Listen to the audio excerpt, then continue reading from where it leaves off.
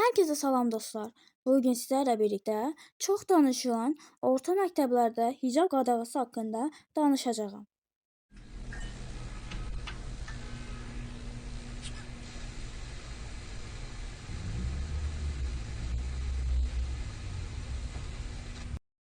Son günlərdə bu məsələ Azərbaycanın gündəmindədir. Orta məktəblərin bir qismində hicablı şagirdləri məktəbə buraxmırlar. Səbəb isə hicabın məktəb formalarına uyğun gəlməməsidir. Mən biraz araşdırdım və gördüyüm qədərilə bu rəsmi bir qadağa deyil. Yəni bunu öz başına edirlər. Ki mən bunu heç dəstəkləmirəm. Mənə görə bu çox yanlış bir şeydir. Özünüzü biraz onların yerinə qoyun və empati eləyin. Bir düşünün, siz bir qızsınız və başınıza hicab taxmağı özünüz istəyirsiniz. Taxırsınız və məktəbə gedirsiniz, ancaq sizin başınızdakı hicaba görə sizi məktəbə qoymurlar. Özünüzü necə hiss eləyərdiniz? Məncə uzatmağa gərək yoxdur. Hamınız özünüzü çox pis hiss eləyərdiniz. Xahiş edirəm belə hallarda birazcık olsun empatiyanız olsun. Və rəsmi bir qadağa olsa belə, məncə heç kimin buna haqqı yoxdur. Bu tolerantlığın pozulması deməkdir. Baxın, biz heç kimin geyiminə və dininə qarışa bilmərik. Bu heç birimizin haqqı deyil. İnsanlar istədiyi kimi geyinə bilər, istədiyi bir dinə inana bilər. İstər bir insan xristian olar, istərsə yəhudilər, istər bir heykələ inanar, istər bir heyvana inanar. O bizə qalmayıb. Düzdür, məktəblərin öz qaydası var. Qısa geyinmək, makyaj eləmək, siqaret və ya telefon aparmaq olmaz. Formada getməliyik ki, bu əslində bir yandan da yaxşı bir şeydir.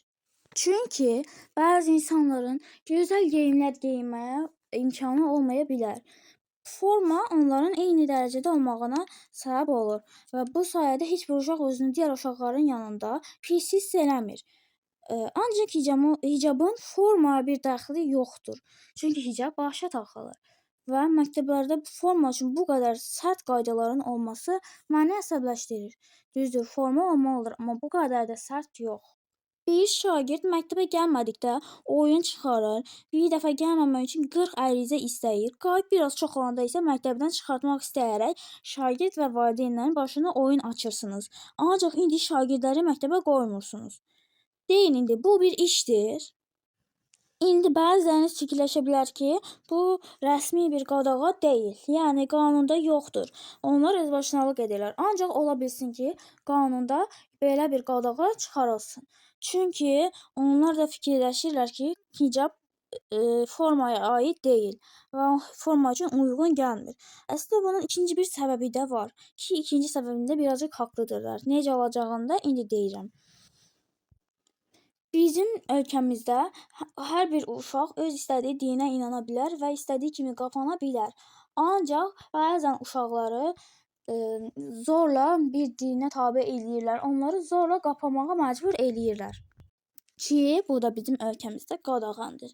Onlar bunu eləyirlər ki, yəni həmin uşaq məktəbi bitirənə qədər ailəsinin məcburiyyətində bir hicaba girməsin, buna məcbur edilməsin. Bu vaxtı çatanda artıq özü də böyümüş olduğu üçün özü öz qərarını verə bilsin. Buna görə etsələr əslində yenə də haqları yoxdur məncə. Çünki bir insanın hansı dinə inanacağı yalnız ona məxsusdur.